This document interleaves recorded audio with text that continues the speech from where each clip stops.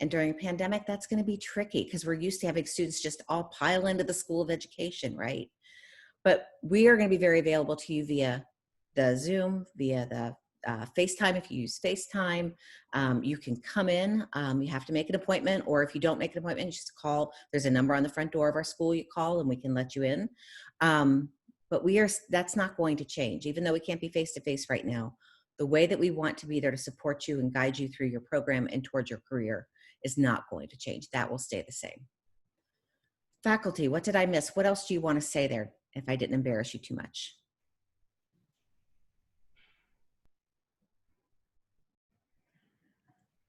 This is I think I was going to say it's the quietest I've ever seen them, but go ahead.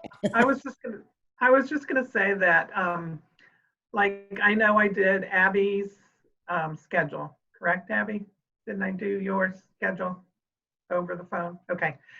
So, but I'm not necessarily your advisor. So, and I'm sure that's the case with Bella and Aunt Emma as well. So will they be getting a list of that or an indication of who their advisors are, Laura? Yes, so when you go to My Mount, you will see who your advisor is.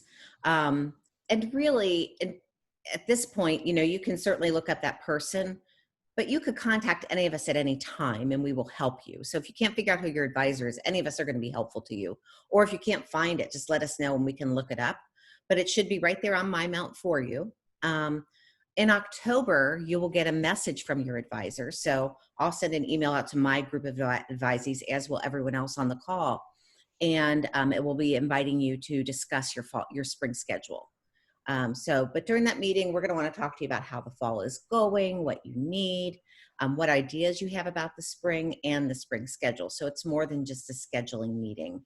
But yes, you can find that information in My Mount. It should be updated today. If not, it'll be Monday.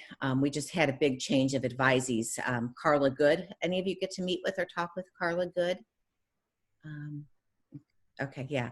So Carla's retiring today, and we absolutely love and adore her. I keep reminding myself that, yeah, she's not a coworker anymore, but now she's a dear friend. She's often said, call me if you have questions. But with her retiring, she had a very large advising load. So we've split everybody up and we're sharing that load together. Sometimes, never mind us if we say, what would Carla say? That just means we're trying to bring forth kind of the wisdom that we collected from Carla over the years. But yeah, so that's kind of where we are with that.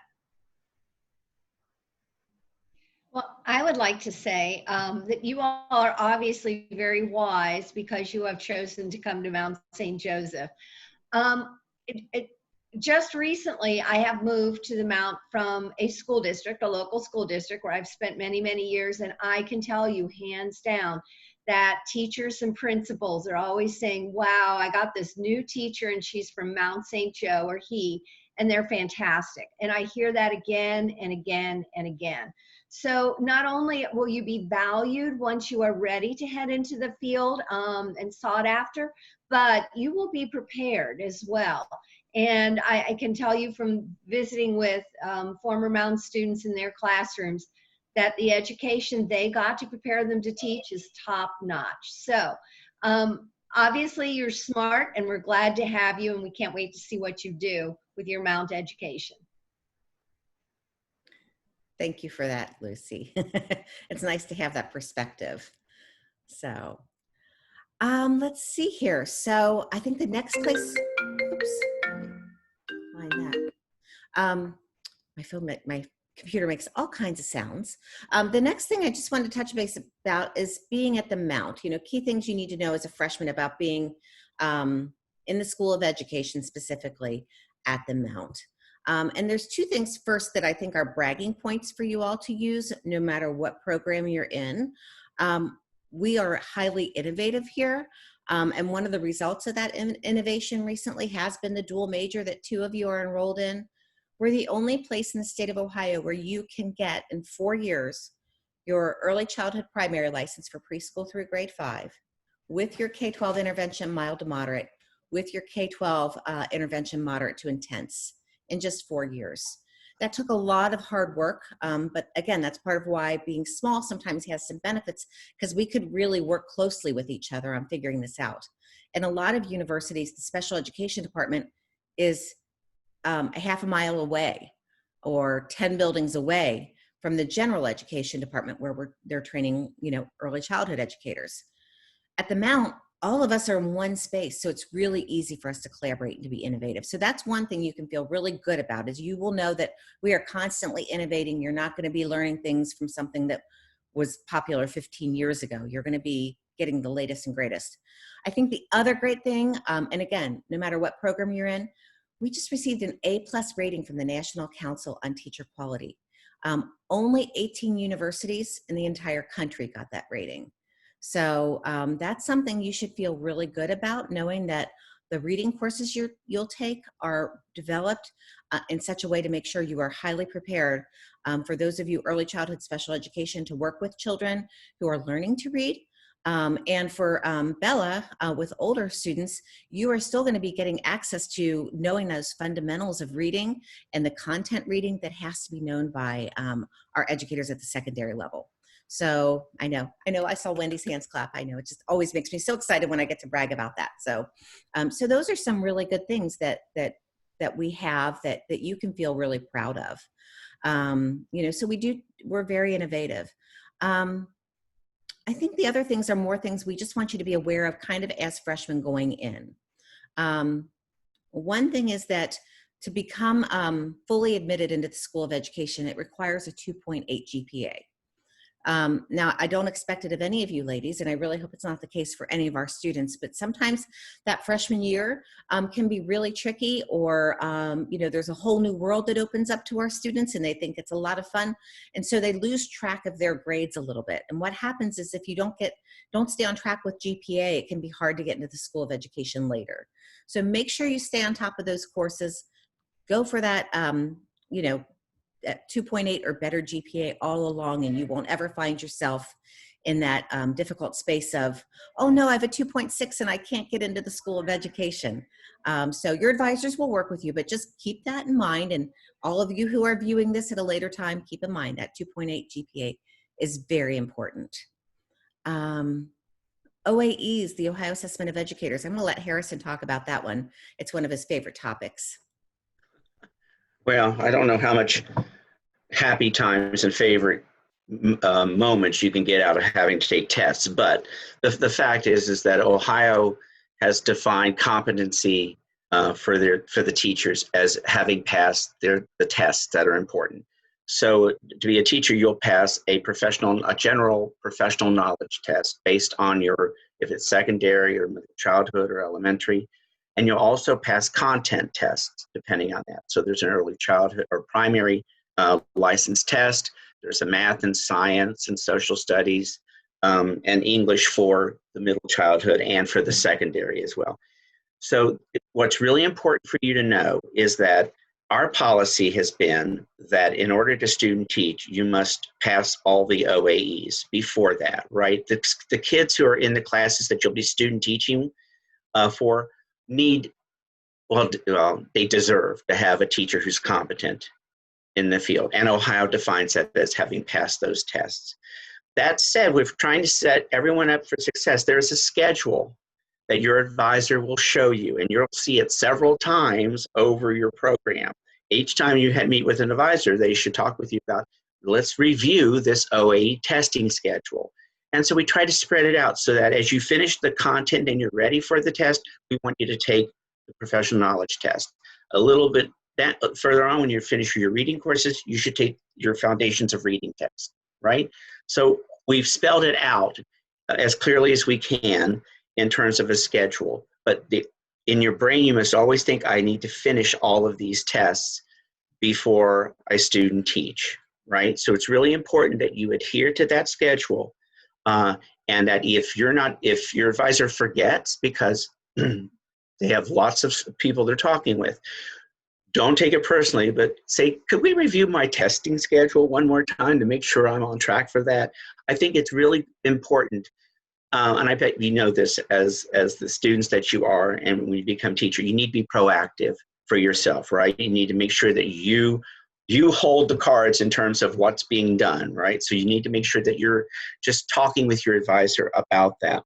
That being said, COVID pandemic has really thrown us a curve in terms of our testing. I don't think it'll apply too much to you because the Lord willing, and the creek don't rise, the pandemic will be done and over with by the time you get to your junior and your senior year.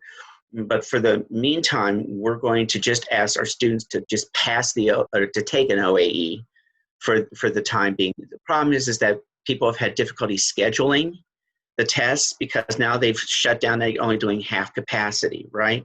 The other part of that is many of our students work and have jobs, right? I imagine you might also, right? And so paying for those tests isn't just like a drop in the bucket, especially if you've just not been employed for the past 2.5 months, right? So we're trying to be lenient with the policy, but eventually when you go to apply for that license at the end of the day, you have to have those tests passed or Ohio will not give it to you. I can approve anything till the cows come home, but if you don't have those test scores on file with Ohio Department of Education, they won't approve your license, and they're the ones who issue that. So just make sure you're on top of your OAEs that way. And we have lots of support systems to help you. We've got books in the library. We have electronic study materials that you can use for that, right? So we'll guide you through the process, but just make sure that you're really adhering to that testing schedule.